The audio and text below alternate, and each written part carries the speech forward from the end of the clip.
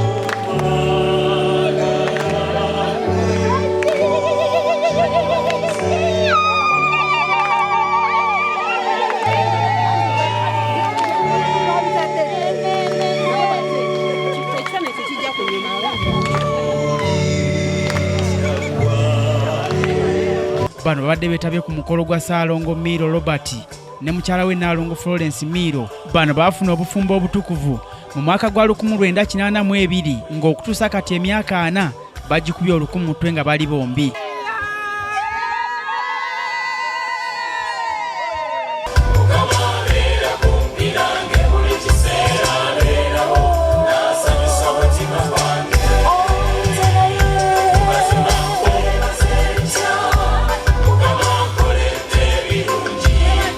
Omukolo guno gwetabiddwako bannaddiini. Bano bazzeemu ne banyweza ebirayiro bye basooka okukuba nga bafumbirwagana era nga balayidde osigala bombi okutuusa Katonda lwali bajjulula. 9 Septemba 1982 bwe mwasooka okukola ebirayiro byammwe nga mugamba nti okusooka leero kakati mugenda giddiŋŋana buddiŋŋanyi nti tukizzaamu tukyeyongera mugenda kuwangala mugenda kulaba abaana bammwe kubanga mumanyi Katonda omuyinza. Maaso okutwala Nalongo Miiro Florence nga Nalongo Miiro Florence owuwo era onoogenda mu maaso okubeera naye mu bufumbo buno. Oddamu nti naakolanga bwentyo nga Mukama Katonda ye mubeezi wange. Naakolanga bwentyo nga Mukama Katonda ye mubeezi wange. Awaani baddewo engalo. Onooyongera okukakasa okwagala kwe gy'ali era onoomwagalanga, onoomusangamu ekitiibwa, onoomukuumangamu nga mulwadde ne mu bulamu, mu bugagga ne mu bwavu, mu bulungi ne mu bubi, era obeere omwesigwa gy'ali nga muli mu bulamu buno. Nja kukoleranga ddala bwentyo nga Katonda ye mubeezi wange. Haleluya. Engalo. Miiro Florence onoogenda mu maaso okutwala Ssalongo Miiro Robert okubeera owuwo ddala. Onoogenda mu maaso okubeera naye mu bufumbo buno. Naakolanga bwentyo nga Mukama Katonda ye mubeezi wange. Naakolanga bwentyo nga Mukama Katonda ye mubeezi wange. Onooyongera okukakasa okwagala kwe gy'ali era onoomwagalanga, onoomusangamu ekitiibwa. Naakolanga bwentyo nga Katonda ye mubeezi wange. Era mukomwenda 82 kiba nja kukwagalanga, nja kukukomanga, nja kubeera naawe ng'oli omu wekka. Haleluya. Nga nnyongera okunyweza ebigambo bye nalayira ennaku z'omwezi 25 ogw'omwenda 1982 nziramu obbikakasa nate n'obbinywereza ddala ng'ate mbitegeera bulungi era nga mbitegeeza. Bano abaana Katonda babawadde ku nsi bavuddemu ebibala nga bamu basumba okuli David Kayindu n'abalala.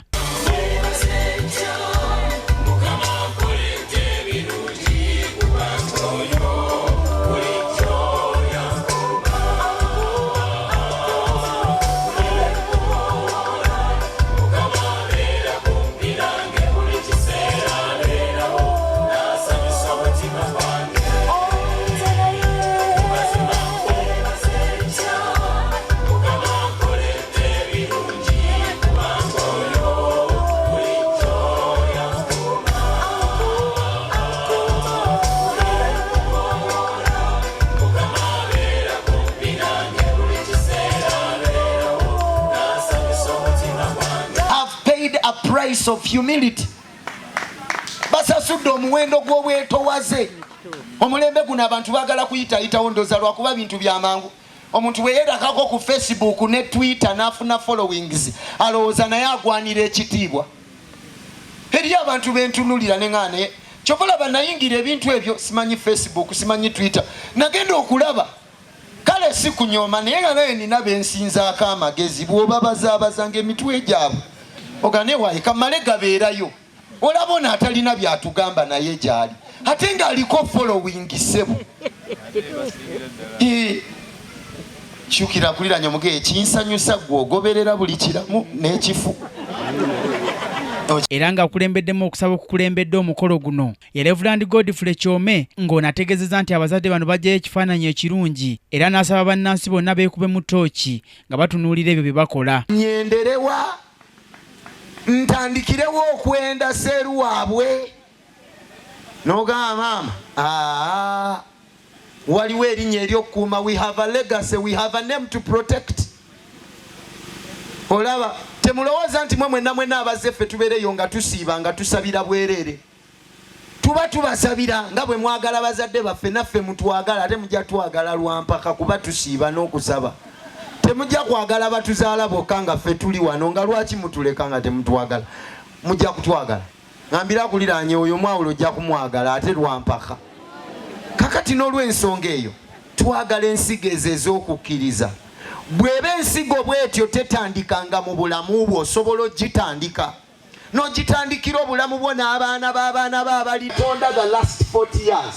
Kye kifaananyi kye balina ku Katonda gwe baategeera kati. The God they know now is a different God. Waliwo ekiseera kirina okutuuka amaaso go ne galaba buto mu ngeri empya. Kubanga bye walabanga olumu waliwo olwotunula emabega n'oga naye nali ntunuulira ki ekituufu nga naawe tokitegeera. Kati waliwo olugendo we lutuuka ate luno olwa Katonda tebaludoojinga mu ngeri yonna gy'olutambula. Olina okuleka ekitiibwa wano mu nsi. Mumanyi mu psychology batuyigiriza nti omuntu afa n'ebintu bibiri, either with dignity or with regret. Regret towards self and regret of those that have watched him.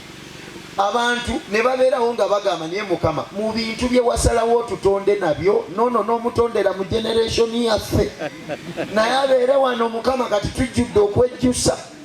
Manye eriyo abantu abagenda kati ate nze maze ebbanga nayawulibwa mwaka gwa 2007. Maze ebbanga bukyanga tutandika kubatiza bantu na kubanyika nakukola buli kimu kye tukola.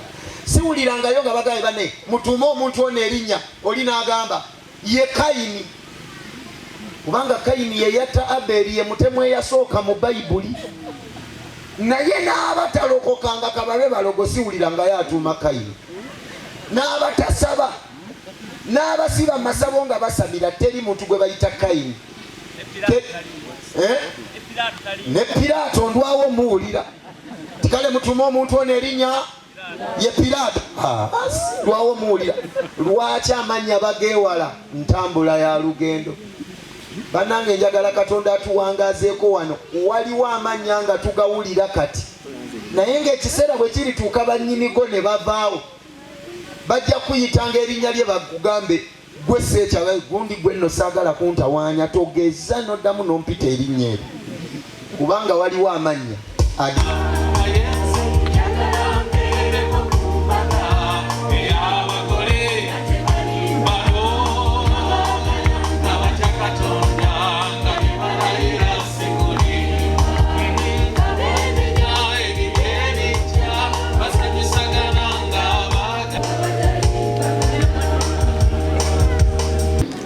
emirundi mingi nnyo gyenkomye ku mugongo entaana naye mukama nga ntaasa nafunako ku akisidenti ne balowooza siiwona nenkuba ku masasi ne balowooza ngenda kufa ne banongosako nga ndwadde ne balowooza sidde engulu nentomerwa ente ne balowooza nti ngenda kufa naye wonna nga mukama nkomya ku mugo gwa ntaana bwati naye nankomyawo kati bwe twebaza emyaka gino 48 yansonga tukubeera balamu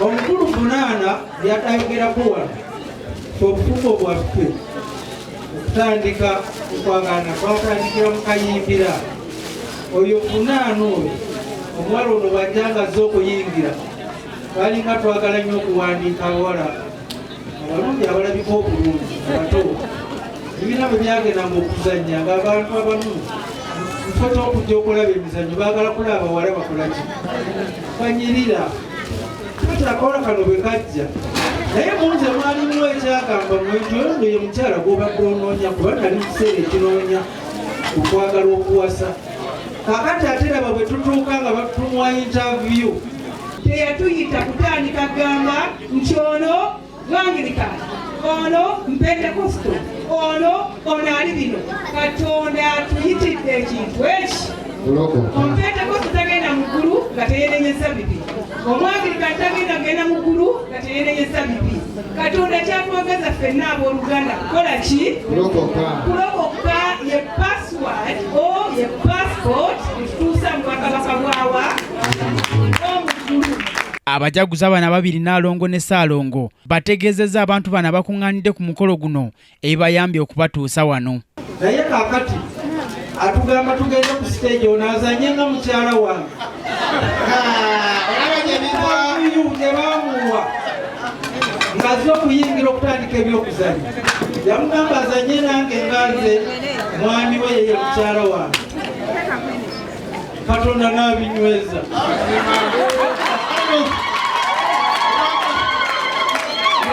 yazanya bulungi ne tumuweerawo ekifo akati ekifo tekyakoma kukimwa mu kibiina ne kimuweebwa ne mutima gwange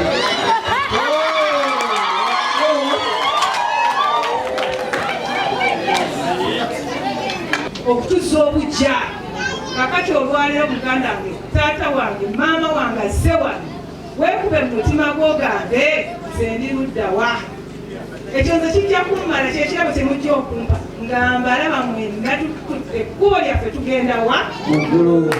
Bano baali bannakatemba bawedde emirimu era ng'omukolo guno ogwetabiddwako bannakatemba ab'enjawulo okulya Rosias Matovu Joy, Charles Senkubuge n'abalala era nga basabye abantu bonna obutatunuulira nnyo byanfuna nga bagenda mu bufumbo. Otiiriikanga Kadoma n'abambaza obukkakkamu obujjuza ennyanja Kirimulaala n'abanaanika obuntubulamu obutukuvu okukira omuzira n'abawugisa mu kisa kye ekitajjulukuka n'abasigamu emmeeme ey'okwagala n'okwagaliza okuyira okukira ebiyiriro byakiyirira n'essezibwa muziko ogumuzisa bangi amangota kyatuuzibwa mu nnimiro enjimu eyasigwamu ensigo ezaamerukamu ebimera ebibala ebibulukufu ebisanyusa eri ebyegombebwa buli abirabako. Ab'emikwano abalungi abaagalwa abagole baffe Ssalongo ne Nalongo, omwami n'omukyala Robert ne Florence Miiro, mwe baganda b'abaganda bammwe, mwe bannyina b'abannyina mmwe, mwe bajjajja b'abazzukulu bammwe, mwe abazadde b'abaana bammwe, 5 10 15 20 25 3 3 5 10 15 20 25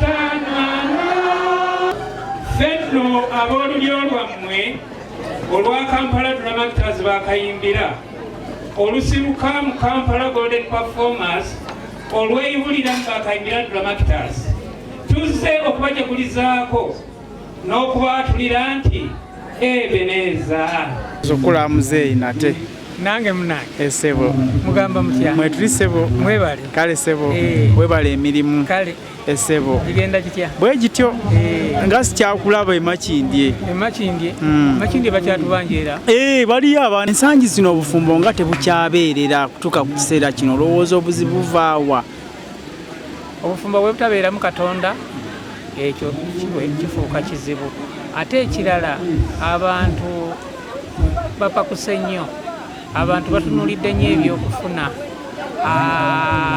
amala kubala babala bagenda ne babanjula ogenda okulaba mbw ate yadduseeyo ate n'agenda n'oli alina kakati abantu ennono y'obufumbo tebagitegeera kyokka nga ate yateekebwateekebwa Mukama Katonda balibeeranga bwa babiri ate ne bazaala ne baaza naye kakati bano olaba nti abantu abasinga naddala kati abakyala n'abalenzi kasamanya nti nno nfunyeyo akaana naye tafaayaani gwakazaddemu babeera ku bye kasani naye akaana kange banyumirwa nnyo okubayita basingle mothers kitunda nnyo kasani naye akaana naye olw'okubeera nti Katonda yabakola nti abakazi bandibadde bazaala bateekeddwa okuzaala kubanga be baaza ensi naye kakati ekyo tekibaliiko yensonga lwaki osanga nga amaka mulimu abaana 2 3 balinga beebweru neffe nga bakadde baffe batuzaala mu miwendo gisoma mu 10 kati olw'okubeera nti nno baafuna omwoyo omutono kibaviirako okubeera nti tebakyassa kitiibwa mu nnono ya bufumbo. Omuvubuka anoonya kati omubeezi omuwa magezi ki? Ekisooka bwe twagaana okubuulirirwa bwe tutyo twakyawa okumanya n'okutegeera nazzi kuno ng'abazadde beenyigira mu kunoonyeza abaana baabwe ababeezi ne bamanyigana ono omwana ali bw'ati ono ali bw'ati naye kaakati omulenzi gyasanze munne n'abazadde babifa kubagamba aleese muntu oleese munno oyoyo kale tugende mu maaso. Abazadde bangi abatamanyi baana baabwe gye bawasizza oba gye bafumbiddwa so nga abazadde bakyalagana. Kyandibadde kirungi bw'oba ofunye munno kati ng'omulembe bwe guli ate n'ofuba nnyo okulaba nti nno abazadde bammwe basisinkana ne mukkaanya ne mumanyagana. Tewakyaliwo okumanyagana bintu byakukwakkula bukwakkusi kassa gw'ogamba nafunye omuntu wange nga bagamba muleeta nga balya bintu kassa babaleetera zitanka zinenene. Banga ki omuntu eyandibaze mu partnership oba mu relationship okutuuka okufumbirwa? Ekyo toyinza kiteekako budde kubanga kankubuulire teri muntu alijjayo mizeegye nga tannafuna mpeta wangi naddala ekyo ate kiri nnyo ku baana abawala. Omwana omuwala asobola okwegonzanga omukira gwa kapa kumbe kyova olaba nti bagamba yeewombese ng'ebigole ebintu ejjombi alinda kaweta kano alyoka afuuka omusajja amubuzeeko n'obutuuliro kasita amala okufuna empeta. Kyova olaba nti kati abavubuka kye bakola agamba kasita ngenze ewaabwe nenfuna satifikeeti ey'emmengo sijja kweyongerayo eri bayirawo bikomaawe empeta ebatabula naye oba tolina kyakikolya kakati mu mateeka obufumbo butongole agamba kangire nga ngenderaawo empeta kaseerumu eba erimu omuzimu kinange simanyi batabuka. Abafumbo bano mu Uganda yonna basibirire entanda naddala abakyali mu bufumbo nga bakafumbira Uganda n'abadembyerembyeko okwo. Ebikemo mu nsi bibeeramu ate era okutabuka kubeeramu. Obufumbo si museetwe kubanga ne gwe buzaaliddwa naye mutabuka naye jjukira ono ye muntu gwe wasanga obusanza oluusi ku kkubo oba mu ndongo oba ku ssomero n'otandika okubeera naye tomulinaako Luganda n'akamu naye n'osalawo tubeere ffenna ate tuzaale abaana. Mulina okubeera abagumiikiriza olina okugumira buli kimu ekijja n'ekikola ki n'ekiyitawo ate okuwulira si kibi naye okuwuliriza kadde mwako amatugo gasigala makule naye byowulidde obitadde ku mutima we wava obuzibu kyekintambuza olugendo luno okubeera eno kubanga abavubuka mbalaba ku mawulire agatali gali ag'empapula n'aga tv n'aga rediyo mbawulira nga batemaganye basiŋŋanye obufumbo bwaganye naye okujja no to bear witness kulaga abavubuka mmwe naawe akute kamera nti obufumbo kisoboka okububeeramu ng'abantu baagalana nga batogeragana principle esooka bikwase mukama bano amaka galimu yesu galimu katonda bategeera katonda wawe namba 2 wassa mukwano gwo mukwano gwo tayinza waba mukwano gwo ebyobufumbo byerabira notunulira mukwano gwo as a friend nogamba mukwano gwange kamusonyiwe ekyo bw'okikola tewali kiyinza kugaana era tekiyinza kutambula tekiyinza kugaana kutambula bulungi buli kimu kibeera tiki ennaku zino twayingiddwa ensimbi abawala baagala nnyo ensimbi tubawasa n'otwala ebintu ewaabwe n'omala omwambaza akaweta n'adduka tukole tutya mukama wange ensimbi nedda bazaagala oluyimba lugambo yafalanga firebongoleta yaluyimba ng'agamba sente enzibu naye site zifuga buli kimu okwagala ebintu ensibuko y'ebibi ebingi bayibuli bwetu bwegamba bwoleka leero ng'oluyatawera ojja musanga myaka 5 ogambe nti nga nakola ensobi ng'ate katonda amuguliddewo nga tukyasobola kudda obugumiikiriza mubikuka ne mutambula mwenna laba eno gye bali walungi bakoze bonna beeyagala era buli kimu katonda atajja nakwongerako nnyo nze omulangira Junju Moses KTV amalindirire